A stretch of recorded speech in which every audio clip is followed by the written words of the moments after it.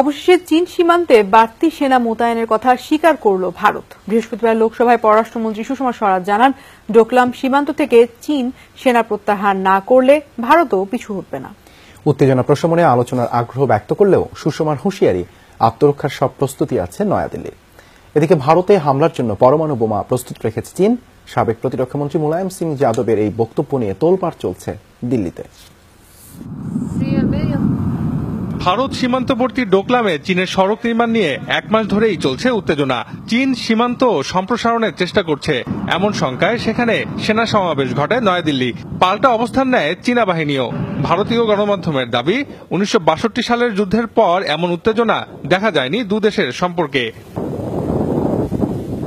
স্পর্শকাতর ইস্যু বলে এতদিন চীনের সাথে উত্তেজনা নিয়ে মুখ বন্ধ ছিল নয়াদিল্লির। কিন্তু বুধবার লোকসভায় প্রবীণ নেতা মুলায়ম সিং যাদবের বক্তব্যে পাল্টে যায় পরিস্থিতি। সাবেক প্রতিরক্ষা মন্ত্রীর দাবি, ভারতে হামলার সব প্রস্তুতি নিয়েছে চীন।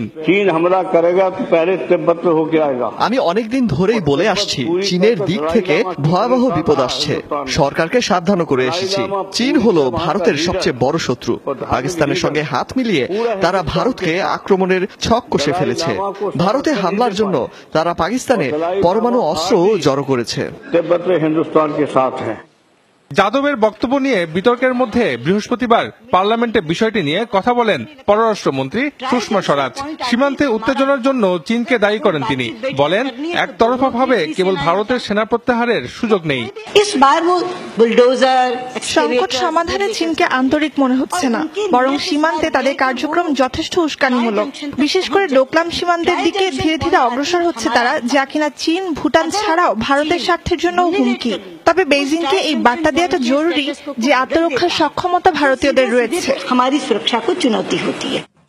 প্রতিবেশী দুই পরমাণু শক্তিধর দেশের উত্তেজনায় উদ্বেগ জানিয়েছে যুক্তরাষ্ট্র। আঞ্চলিক শান্তির স্বার্থে সংলাপের আহ্বান ওয়াশিংটনের। চীন ভারতের উত্তেজনা নিয়ে উদ্বিগ্ন যুক্তরাষ্ট্র। আমরা পরিস্থিতি পর্যবেক্ষণ করছি। আশা করি দুপক্ষই সমঝোতার মাধ্যমে পরিস্থিতি মোকাবেলা করবে। কোনো সংঘাত চাই না আমরা। চীনের সাথে উত্তেজনার মধ্যেই আগামী সপ্তাহে বেইজিং সফরে যাচ্ছেন ভারতের নিরাপত্তা উপদেষ্টা অজিত দোভাল। লতিফুল বারী, যমুনা নিউজ।